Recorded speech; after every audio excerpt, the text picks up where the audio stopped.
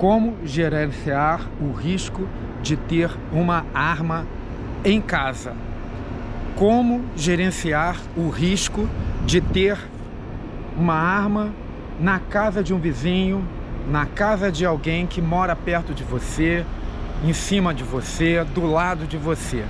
Como fazer isso? Como lidar com isso tecnicamente num mundo cada vez mais nervoso, com armas, querendo justamente propagar a ideia de que ter armas é algo que possa trazer segurança? Pode realmente? Sim ou não? Em que circunstâncias realmente traz segurança? Em que circunstâncias não traz segurança? Eu estou falando sobre isso hoje porque nós estamos vivendo um momento recente de um acidente horroroso envolvendo uma família que foi destruída emocionalmente diante de uma catástrofe. Um filho de 2 anos, no Mato Grosso do Sul, pegou a arma do pai, foi até o parquinho, um parquinho como esse em que eu estou aqui, onde as crianças vão se divertir e os pais ficam às vezes olhando a internet ou conversando, usando o celular, conversando uns com os outros, enquanto as crianças brincam. E essa criança de 2 anos se aproximou da mãe, que estava olhando o celular, acompanhando, conversando, talvez com outra mãe, com um parente, ou simplesmente usando a internet, e de repente a criança de 2 anos aperta o gatilho de uma arma e mata a mãe. O pai estava próximo, o pai era o dono da arma e ele era um profissional bombeiro, que no Brasil a legislação autoriza ter porte de armas.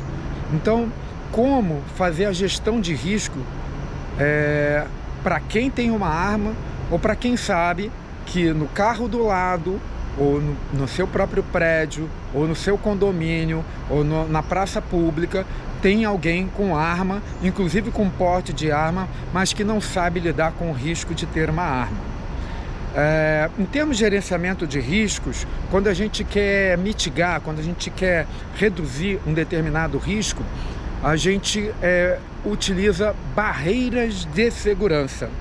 Então, barreiras de segurança, esse é um termo técnico, utilizado para qualquer tipo de análise de risco, seja na indústria de petróleo e gás, na indústria aeronáutica, na indústria química, na indústria nuclear. Você procura criar barreiras de segurança, às vezes barreiras concêntricas, ou seja, uma dentro da outra, sobrepostas, para mitigar ou para reduzir um risco inaceitável, um risco muito severo, por exemplo, de uma arma ser usada para cometer um crime, um assassinato indevidamente, sem necessidade, ou então por um uso inabilidoso, por exemplo, por uma criança. Então, como é que você cria uma barreira de segurança? Muita gente considera como barreira de segurança criar uma lei forte, uma lei bem rígida. Por exemplo, 30 anos de cadeia se for encontrado uma criança com a arma de um pai, mesmo que não dê nenhum tiro, porque ele tem que guardar bem a arma. Outra possibilidade é criar regras no treinamento, orientações, procedimentos. Seriam barreiras de segurança do ponto de vista de um leigo, mas não de um especialista de risco e segurança. A definição de barreira de segurança, ela é de engenharia de riscos, e ela diz o seguinte: uma barreira de segurança é aquilo que interpõe-se no fluxo de energia que vai causar o acidente. Traduzindo isso para a linguagem leiga, né? Não de engenharia. Todo acidente, seja ele qual for, ele envolve algum tipo de energia, algum tipo de fluxo de energia. Então, por exemplo, um tiro errado, você precisa acessar a arma e prepará-la para que ela possa ser acionada, e aquela energia que está na pólvora precisa sair, ser queimada, né, ignitada, explodir, e o projetil alcançar algum ponto causando dano, seja ele um equipamento, um carro ou um ser humano. Aí seria o dano maior, mais severo, o dano à vida humana. Então eu preciso ter alguma coisa física que impeça isso, e não uma regra, não é físico. Então, no meio jurídico, no meio acadêmico, de outras áreas muito importantes, como, por exemplo, sociologia ou áreas sociais em geral, quando você cria uma lei, aquilo é considerado uma barreira de segurança. E de fato, dentro daquele métier, dentro daquele ambiente de ciência e tecnologia, de humanas e de áreas similares, sociais, até política, né? Até psicologicamente, cria um efeito de que realmente é uma barreira contra aquele evento. Só que em termos de engenharia de risco e segurança, é zero barreira, não significa nada. O que significa barreira para um engenheiro de riscos e segurança, analista de risco, que faz análise de risco e tem a missão de proteger contra aquele evento, é, por exemplo, um cofre fechado com uma senha para conter a arma. Aí é uma barreira física. Então a criança teria que saber onde está fisicamente a arma, teria que saber abrir o cofre, teria que saber a senha. Então, só assim, com essas barreiras físicas impedindo o fluxo de energia da criança até ir lá acessar a arma e dar o tiro, é que você tem uma barreira de segurança realmente eficaz.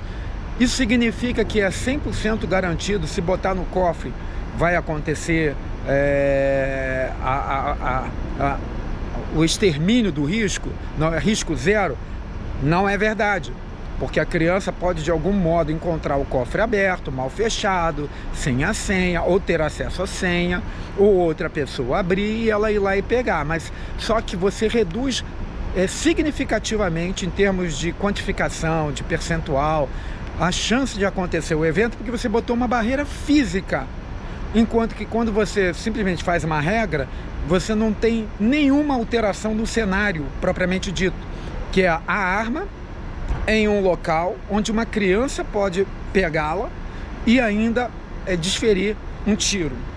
Então, muitas pessoas criam normas e regras no Brasil, isso é muito comum, por falta de conhecimento. E foi num lugar como esse, num parquinho, onde a mãe estava dando aquele momento de lazer para as crianças, tratando as crianças de uma maneira normal do dia a dia, quando o próprio filho aparece armado e dá um tiro. O pai, teoricamente, deveria estar responsável por isso, mas é lamentável, é até questionável por que o Corpo de Bombeiros permite que os seus servidores tenham porte de arma. O que isso agrega? Por quê? Né? São perguntas que precisamos fazer. Existem razões que justificam? Muitas. Mas essas razões compensam o risco de um acidente acontecer? Então são perguntas. E assim todos nós, porque mesmo a gente não tendo uma arma, do lado pode ter um bombeiro ou mesmo uma pessoa que seja um atirador esportivo, ou mesmo um militar, ou mesmo um policial, ou mesmo uma pessoa que tem uma arma de forma clandestina.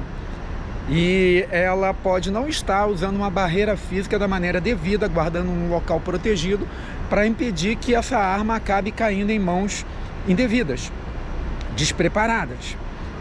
Por tudo isso, pensamos que o conceito de gerenciamento de risco precisa ser melhor compreendido pela sociedade em geral. O Brasil é um país que tem muita característica de desenvolvimento. Se a gente olhar o número de faculdades, a maior parte é de sociais, né? Das áreas de ciências sociais. E por isso a gente é muito bom em direito. Tudo que a gente fala muito reivindicando direitos, porque a faculdade que mais tem no Brasil é de direito.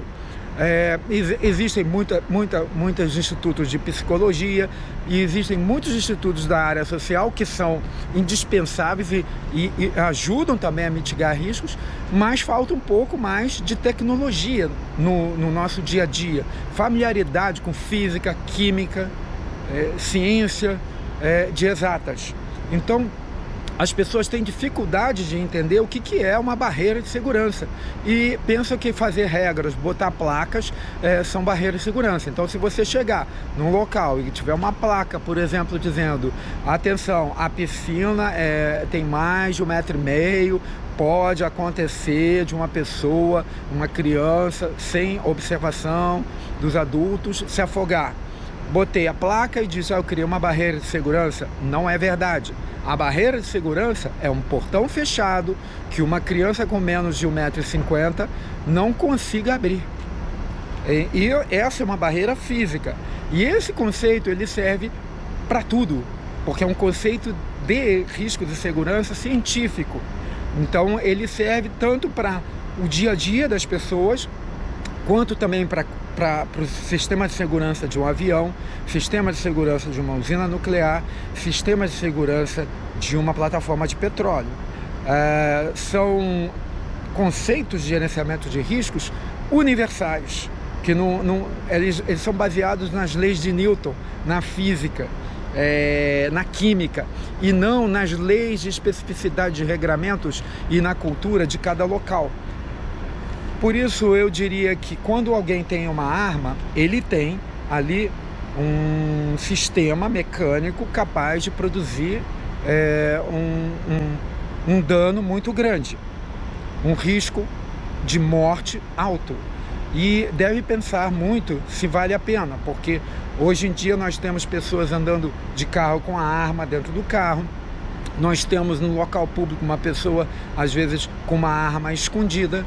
Nós temos pessoas vizinhas que guardam a arma em casa e não são tão hábeis assim com a arma, até porque o controle emocional para se utilizar uma arma não é alcançável por qualquer pessoa. Não é qualquer pessoa que tem equilíbrio emocional e autocontrole para ter autorização para ter uma arma. Tem pessoas que têm várias dificuldades emocionais e que não deveriam ter uma arma de fogo em casa. E também é preciso ter uma rigidez muito grande na guarda desse equipamento, porque ele pode cair em mãos indevidas, até mesmo do próprio agressor, se não tiver habilidade. A primeira coisa que o bandido pede quando vai assaltar é saber se a pessoa tem arma e pedir a arma, caso ele desconfie que tem a arma. Se ele souber que é um policial, com certeza ele vai primeiro pegar a arma antes de, infelizmente, muitas vezes decidir por matá-lo. Então, a arma em si, ela é útil quando ela é usada dentro de um contexto de vantagem. E a vantagem maior não é a arma, é a surpresa, o efeito surpresa. Então, quando uma pessoa mal intencionada se apresenta com uma arma, não adianta o outro lado, né, ter a arma, mas o efeito surpresa mais a arma do bandido supera qualquer arma que você tenha guardado, porque ele já sabe que se você tiver uma arma, ele vai tentar alguma coisa. Então qualquer movimento, qualquer hesitação, qualquer dúvida que ele tenha, na dúvida ele vai atirar. Então não é inteligente em termos de gerenciamento de risco e segurança. Questões políticas, como todo mundo sabe, quem me acompanha, eu não entro nessa área.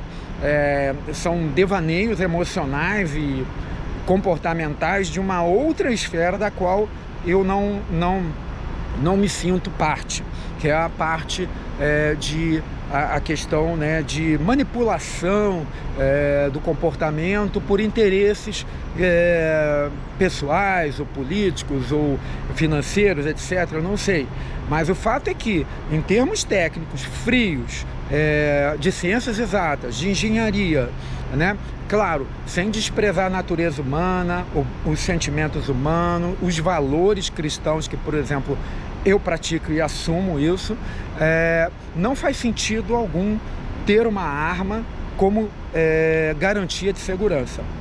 Ela pode ser um fator a mais de segurança em determinadas circunstâncias, desde que você elimine o efeito surpresa do inimigo, né? Porque se ele tiver o efeito surpresa, dificilmente a sua arma, seja ela qual for, terá algum valor em termos de segurança. Em outras palavras, a arma é muito eficaz para um vigilante. Então, se você tem condição de manter alguém acordado, presente o tempo todo, observando a ameaça de um agressor, um segurança, ele vai saber usar a arma, ele vai estar preparado para isso. Mesmo assim, ele corre o risco de ser surpreendido, ou seja, ser inserido num cenário onde ele é surpreendido. E aí ele vai estar em desvantagem novamente e já deve tentar entregar a arma para não morrer, ao invés de tentar utilizar a arma, porque a janela de oportunidade ela é rara e muito limitada.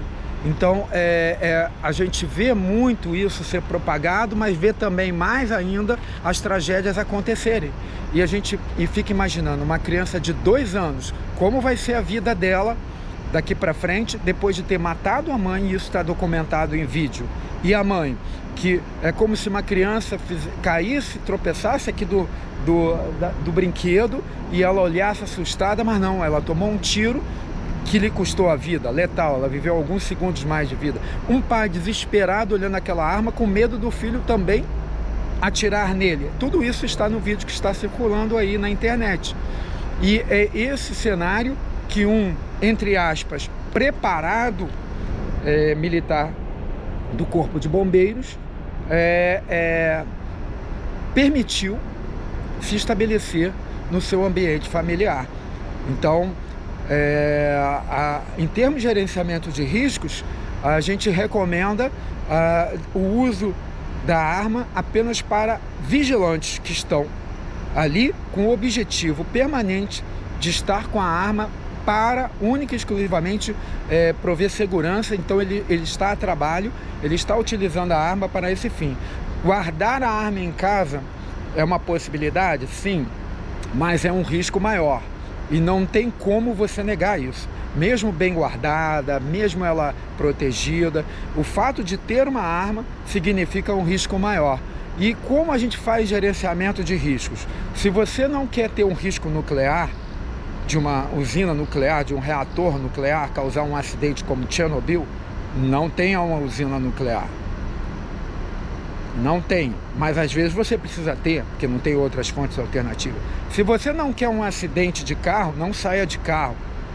Mas você precisa andar de carro, então você tem que lidar com o carro. Se você não quer um acidente de avião, não use o avião. Mas às vezes a gente precisa usar o avião e corre o risco controlado de avião.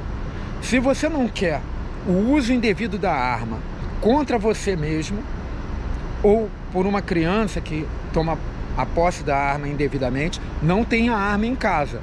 Agora, se você fizer uma análise de risco e chegar à conclusão que realmente existe essa possibilidade de você manter essa arma, porque o risco é maior, você é uma pessoa extremamente ameaçada, você é uma pessoa que está precisando ter essa arma, então você vai ter que conviver com o risco que o ameaça e mais o risco de ter a arma. Infelizmente, essa é a notícia que eu tenho que dar como analista de risco. Agora, por favor, não me envolvo em questões políticas e ideológicas. Eu trabalho com engenharia, ciência e tecnologia. E nesse sentido, por eu ter crianças e frequentar parquinhos e situações assim, eu fico imaginando o que será a vida desse pai, o que será a vida dessa criança com essas imagens registradas e guardadas, e que tristeza foi a vida, o fim da vida dessa mãe por passar por essa catástrofe. Pense nisso, reflita sobre isso e escute a palavra de quem faz análise de risco. Se você quer eliminar um risco, você tem que eliminar o cenário possível de acontecer, que é ter a arma em casa, porque ela é um risco. Ela só compensa se houver um risco maior se você não tiver a arma em casa.